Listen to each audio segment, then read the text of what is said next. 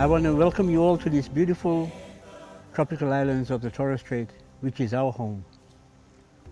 And the work that has been entrusted to us by our forefathers is about rekindling the fire, breathing on the embers, the wisdom of our ancestors, so that it will help us in everything that we do in our life.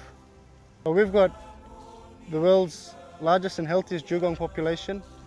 We've got 6 out of the 7 species of marine turtle. And we've got the most diverse seagrass meadows in the world. And both dugong and turtle rely on the seagrass. One of the biggest impacting issue on our pristine sea country and coral and also other areas like low-lying islands is climate change. We are concerned about the heat and the temperature in the water, which seem to be impacting and affecting the coral and the lovely coral life that we have at the moment. We need to manage, to monitor, to protect, conserve and look after our coral. So we are looking for the balance between the science and the cultural ecological knowledge. Now the science and the data collecting and the research, we understand we need stakeholders, we need sponsors, we need friends to come in, organizations to help us look after the coral. It has been a worry, not only to myself, but to our community. Everybody's so concerned about this high water level rise every year, and it's been a worry, especially in the northwesterly monsoon, where the tide comes right up and take away our sand from us, and it's you can see the effect of erosion. Torres Strait has the largest seagrass meadow in the world, and 6 out of 7 species of turtle stays up here, lives around here, nest up here. And to lose things like that, we lose everything from kids. It'll just take our custom or something and throw it out the window. So please, we want some help. Before time, in the early days, people were connected to land and country because of the LORE, the laws that existed. Those laws are very significant today, but the LAW law that is in place by legislation, we need those laws to convince people outside that the threat is imminent, it's coming to us, and that we've got to use the science, we've got to use traditional methods in order to contain and to still have the area beautiful, not only for the generation today, but for generation tomorrow. There's a saying that I always use, and it says, individual talent scores points, but it takes the team to win the game.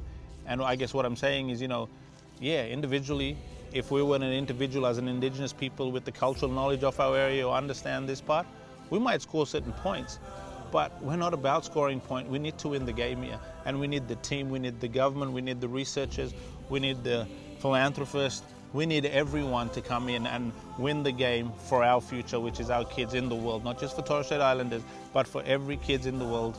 So because this is planet Earth, and this is something that Earth offers humanity, and it's for them, it's for the kids of the future.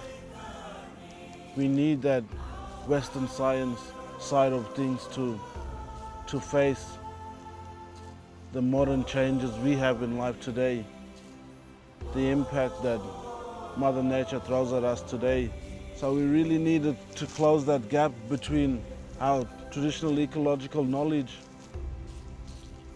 with Western science, and we really need that connection to help us.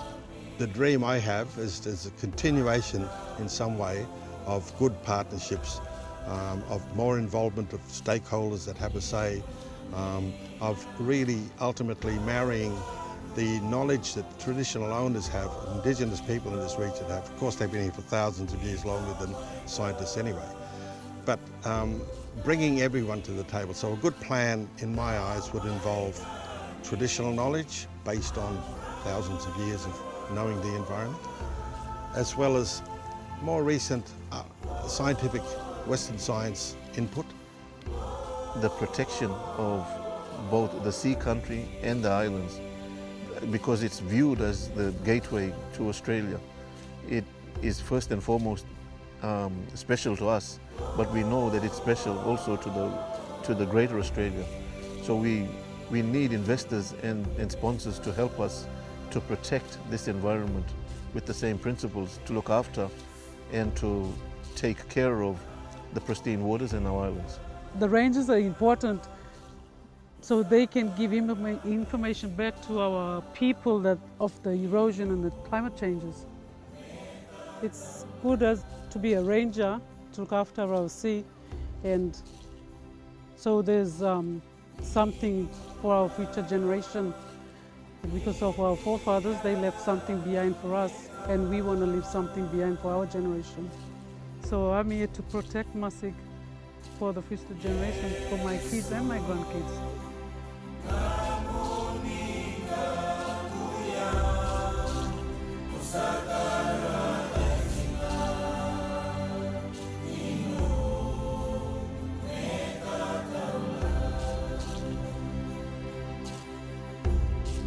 It is only with the balance of these two worlds and systems that we can better manage the resources. We owe it to Torres Strait Islanders, and we owe it to all Australians to keep our islands pristine and beautiful.